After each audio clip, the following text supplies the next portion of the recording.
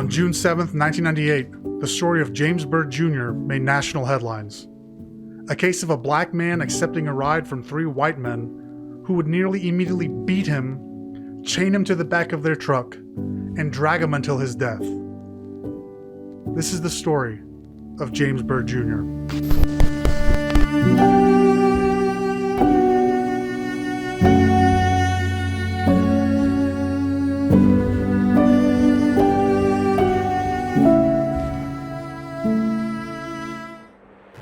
Born on May 2, 1949, James Byrd Jr. was the third of 8 children. His parents, Stella and James Byrd Sr., raised their family in an East Texas community named Jasper. And as is common with East Texas families, their lives revolved around church. While Byrd's mother served as a Sunday school teacher, his father was a deacon at the Greater New Bethel Baptist Church. A young James also contributed by singing and playing the piano. And in 1967, Byrd graduated from Jasper Row High School as a member of the last segregated class in its history. Despite an excellent academic record, Byrd did not follow the path of his 2 sisters and strayed away from going to college. Instead, he married a few years out of high school and fathered 3 children, Jamie, Renee, and Ross. Byrd sporadically worked as a vacuum salesman, but he struggled with alcoholism and he ended up spending a few years in prison for petty theft. By 1993, Byrd and his wife had divorced, and by 1996, he had relocated back to Jasper and set out to improve his life by going to Alcoholics Anonymous. Friends and family would describe Byrd as a friendly father and grandfather. He was charismatic, he was musically talented. This is how James Byrd Jr.'s family remembers him, full of joy and singing. Overall, generally well liked. Things were looking up for Byrd until the early morning of June 7th, 1998.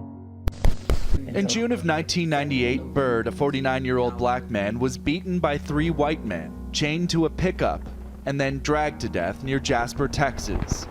On that morning, he was leaving his parents' house when he ended up accepting a ride from 3 men, Sean Allen Berry, Lawrence Russell Brewer, and John William King. Instead of driving him home, the trio drove the 49-year-old man out to a desolated area. They proceeded to mercilessly beat him, spray paint his face, urinate and defecate on him, and then they chained him by the ankles to their truck before dragging him for about 3 miles. King and 2 other white men are accused of kidnapping James Byrd Jr. and dragging him 3 miles to his death behind their pickup truck last June. Today, an FBI expert testified that tires on that truck matched tire track impressions near Byrd's dismembered body. Just think when you say it's a chain and when you look at it and visualize that being tied around ankles, I think it has an impact. Throughout all of the pain and terror, Byrd fought for his life. In fact, he managed to stay conscious the entire time that he was being dragged behind the truck, until the truck took a slight turn at a high rate of speed, sending Byrd into a concrete culvert. The devastating impact severed his right arm, shoulder, and head. A pathologist testified Byrd was alive for much of it, dying about halfway through after being decapitated and having his right arm ripped off. Brewer later claimed that Byrd's throat had been slashed by Berry before he had been dragged. However, forensic evidence suggests that Byrd had been trying to keep his head up the entire time that he was being dragged, and an autopsy proved that he was alive during much of the dragging. Berry, Brewer, and King would dump the mutilated remains of Byrd in front of an African-American church on Huff Creek Road. It was here on the old country Huff Creek Road, his body dismembered and dumped in front of a black church. And afterwards, they went to a barbecue. A passing motorist would discover Byrd's remains the following morning. Along the area where Byrd was dragged, police found a wrench with the name Berry written on it. They also found a lighter with the word possum inscribed into it, which was King's prison nickname. But most unsettling of all, police found 81 locations where portions of Byrd's remains were found on the road. Since Brewer and King were well-known white supremacists, it was determined by state law enforcement officials that this was actually a hate crime. They would call upon the FBI less than 24 hours after the discovery of Byrd's remains. There was even more testimony about that pickup truck. FBI agents said they searched it high and low, found flesh and blood samples on the bottom of the truck and on the tailpipe, presumably from Byrd's body. The case against Berry, Brewer, and King, aside from the mountain of evidence, was further bolstered by confessions both before and after conviction. King expressed pride in the crime. He said that during the murder, he realized that he himself might have to die. And in one jailhouse letter, he would write, quote, "Regardless of the outcome of this, we have made history. Death before dishonor." End quote. Presented evidence that Bill King was an angry young man with white supremacist views who was in that pickup truck the night that James Byrd Jr. was dragged to his death. Defense lawyers have not said whether they will call King to testify in his own behalf. Brewer would state in a televised interview, quote, "As far as any regrets? No, I have no regrets. No, I'd do it all over again, to tell you the truth." End quote. All three were convicted of capital murder. Law enforcement officers quickly arrested Lawrence Russell Brewer, John William King, and Sean Allen Berry. All three were convicted of capital murder. Berry got a life sentence.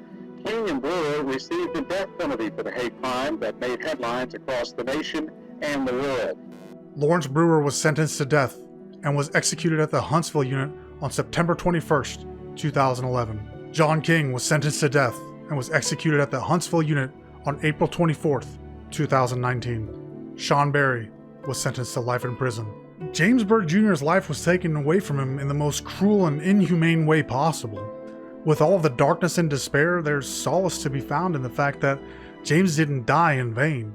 Following his death, Byrd's family would go on to found the James Byrd Foundation for Racial Healing, an organization which conducts diversity workshops, offers scholarships to people of color, and runs an oral history project with more than 2,600 personal stories about racism.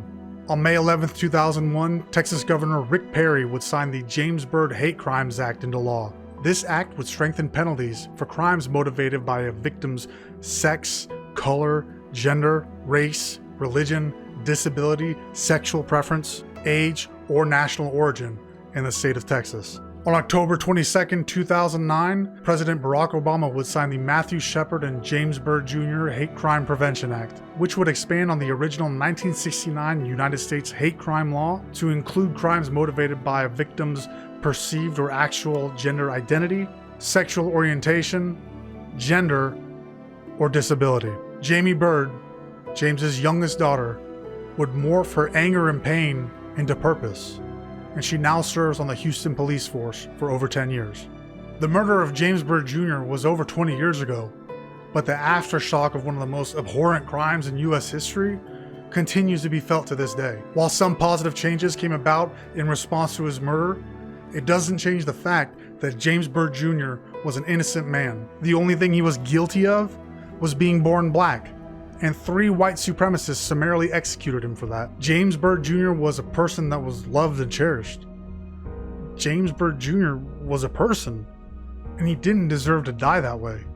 And really, no one does. Knowing that just 20 years ago, something like this could happen in my home state, and somehow, some way, people thought that this was an okay thing to do, it deeply upsets me. Our society is going through a lot of changes right now, and I think it would be a disservice to all of us to forget about what happened to James Byrd Jr. While our friends and family and neighbors are out there marching in the street for equality and fighting against police brutality, it's important to remember how demonic somebody can be without a badge on their chest. At the time of this recording, James Byrd Jr.'s murder was about 22 years ago. In 1969, the United States passed the Hate Crime Act. 22 years from then was 1991, the year that Rodney King was beat down in the streets. Inequality still exists. Racism still exists. Don't forget about what happened to James Byrd Jr. Thank you for watching.